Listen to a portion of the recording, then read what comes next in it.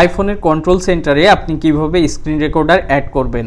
আমরা যদি আইফোনের সেটিংস থেকে কন্ট্রোল সেন্টার অপশনে আসি, সেটিংস থেকে কন্ট্রোল সেন্টার অপশনে আসলে দেখতে পাবো রিসেট কন্ট্রোল সেন্টার এবং অ্যাক্সেস উইথিন অ্যাপস, এই দুইটা অপশন আছে, অন্য কোনো অপশন নাই।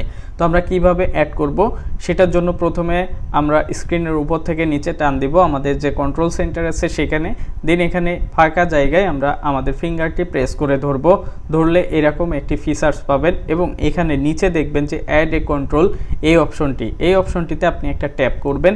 ট্যাপ করলে এখানে স্ক্রিন রেকর্ড অপশনটি অ্যাড করার সুযোগ পাবেন বা দেখতে পাবেন যে এখানে এই অপশন আছে। এই শুধু স্ক্রিন রেকর্ড না, এখান থেকে আপনি অন্য কোনো কিছু চাইলে অ্যাড করতে পারবেন। তো স্ক্রিন রেকর্ডটা যেহেতু আমি এইখানে পেয়েছি, এখান থেকে আমি অ্যাড করে নিচ্ছি, ব্যাস আমার স্ক্রিন রেকর্ডটা কিন্তু এখানে অ্যাড হয়ে গেছে।